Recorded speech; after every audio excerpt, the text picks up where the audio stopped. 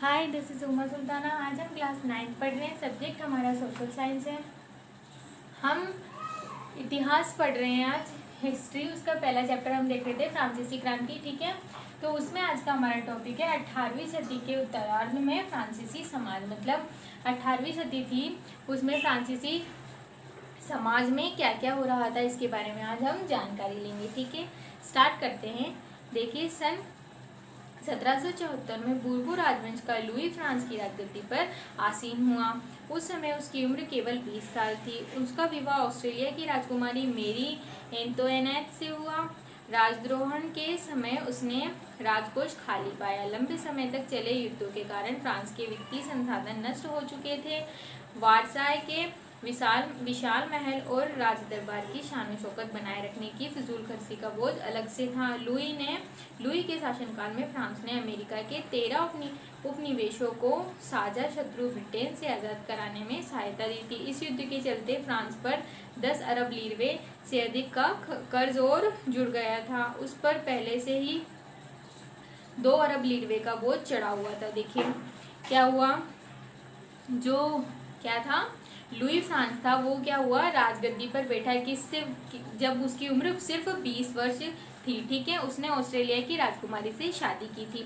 पर क्या हुआ, जब वो राजगद्दी पे आसीन हुआ तो उसने देखा कि राज दरबार में जो राज खजाना होता है वो क्या है, खाली है। क्यों? क्योंकि जो उन्होंने क्या हुआ, निरंतर क्या चल रहा था, पेरिस में युद्ध चल रहा था। उसके अलावा क्या हुआ था कि जो अमेरिका था वो ब्रिटेन के कब्जे में था, तो उनको सहायता देने के लिए या उनको आज़ादी दिलाने के लिए कुछ रकम क्या किया था, उन लोगों ने उनको दे दी थी। किनको? अमेरिका वासियों को दे दी थी। ठीक है, तो इससे भी उन पर क्या हो गया था, कर्जा हो गया था। इसके पहले उन पर 10 अरब लीरवे का अधिक कर्ज पहले से जुड़ा हुआ था। ठीक है, तो इससे क्या होता जा रहा था, निरंतर वो कर्ज में डूबते जा रहे थे और राज दरबार का जो राजकोष है वो खाली होता जा रहा था। ठीक है, अब हम देखेंगे आगे। देखिए, सरकार के कर्जदाता अब 10% ब्याज की मांग करने लगे। फलस्वरूप फ्रांसीसी सरकार अपने बजट का बहुत बड़ा हिस्सा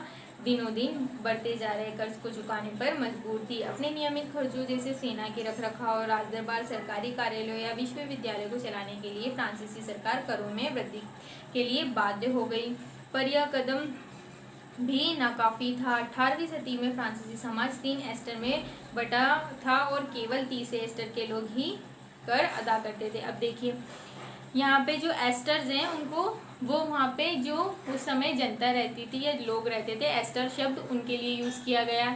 अब देखिए क्या होता जा रहा था, दिन पर दिन महंगाई बढ़ती जा रही थी और राज दरबार में क्या होता जा रहा था, राजकोष खाली होता जा रहा था। उनको क्या चुकाना पड़ रहा था, भारी मात्रा में अपना कर्ज चुकाना पड़ रहा था। तो उन्होंने क्या किया कि जो वहाँ पर जनता थी, जो एस्टर शब्द का उपयोग किया गया, वहाँ की जो जनता थी उनको उन पे क्या लगा दिए, भारी मात्रा में कर लगा दिए, जिससे क्या हो, उनका जो राज दरबार का कर्ज है वो आसानी से चुकता हो सके। ठीक है, अब क्या हुआ, 18वीं सदी में भी ये जो वहाँ पर लोग रहते थे उनको 3 एस्टरों में डिवाइड कर दिया गया है। ठीक है, तो जो तीसरा एस्टर था सिर्फ उन पर ही कर लगाए गए, बाकी 2 एस्टर कर नहीं देते थे। आगे देखते हैं हम क्यों नहीं देते थे या क्या हुआ। देखिए, वर्गों में विभाजित फ्रांसीसी समाज मध्यकालीन सामंत व्यवस्था का अंग था। प्राचीन राजतंत्र पद का प्रयोग सामान्यतः सन 1789 से पहले के फ्रांसीसी समाज एवं संस्था के लिए होता था। ठीक है, अब देखते हैं हम। पूरी आबादी में लगभग 90% किसान थे, लेकिन जमीन के मालिक किसानों की संख्या बहुत कम थी। लगभग देखिए, वहाँ पर भी ज़्यादातर लोग क्या थे, किसान थे, यानी कि एग्रीकल्चर का काम करते थे। ठीक है, पर वहाँ पर लोगों, जो किसान तो थे पर वो क्या करते थे, दूसरे की ज़मीन पर खेती कर अपना सिर्फ क्या करते थे, जो वहाँ पर खेती करते थे किसान, सिर्फ उनको उनका मुआवजा दिया जाता था, बल्कि जबकि वो किसान वहाँ के उस ज़मीन के मालिक नहीं थे। आगे हम देखते हैं। देखिए, लगभग 60% ज़मीन पर कुलीन, चर्च और तीसरे एस्टर के अमीरों का अधिकार था। प्रथम 2 एस्टर कुलीन वर्ग एवं पादरी वर्ग के लोगों को कुछ विशेषाधिकार जन्मना प्राप्त थे। देखिए, एक बात देख लीजिए यहाँ पे, मैंने कहा जैसे कि वहाँ के लोग जो किसान थे वहाँ से वो सिर्फ क्या करते थे, ज़मीन पर खेती करने का काम करते थे, वो ज़मीन उनके अधिकार में नहीं थी।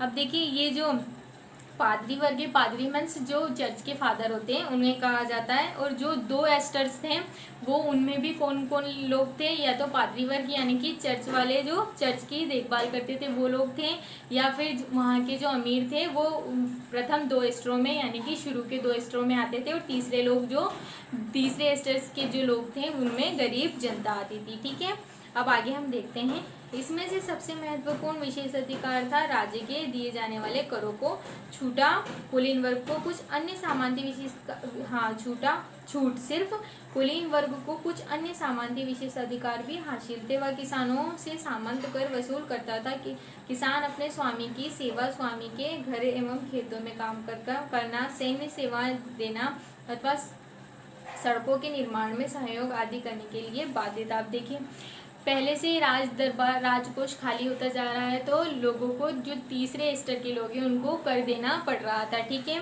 अब जो जिस पर जहाँ वो काम कर रहे हैं, मतलब जहाँ खेती का काम कर रहे हैं, वो जो लोग थे उनके ऊपर वाले जो प्रथम 2 स्तर वाले लोग थे वो भी उनसे क्या करते थे, सामंत कर वसूल करते थे। ठीक है, आगे देखिए चर्च भी किसानों से करों का एक हिस्सा, जिसको क्या कहते थे, टाइद कहते थे। ठीक है, जो कर देते थे किसान उनको क्या कहते थे, टाइड कहते थे, के रूप में वसूलता था।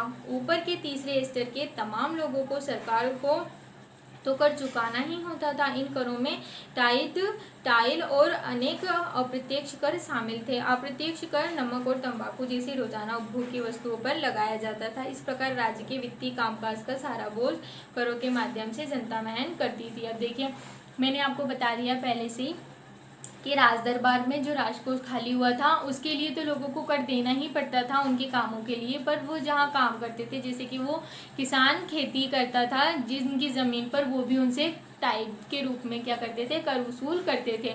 तो इस तरह वहाँ की जनता क्या होती जा रही थी, जो तीसरे स्तर के लोग थे वो लोग बहुत ज़्यादा गरीब होते जा रहे थे। उन लोगों को अपनी मतलब ब्रेड्स, अपनी पाव रोटी का खर्च उठाना भी महंगा पड़ रहा था। इसीलिए क्या क्या हुआ, ये विद्रोह 18वीं सदी में होना प्रारंभ हुआ। आगे ये विद्रोह की शुरुआत कैसे हुई या किसने की, ये हम आगे पढ़ेंगे। आज के लिए इतना ही, थैंक यू।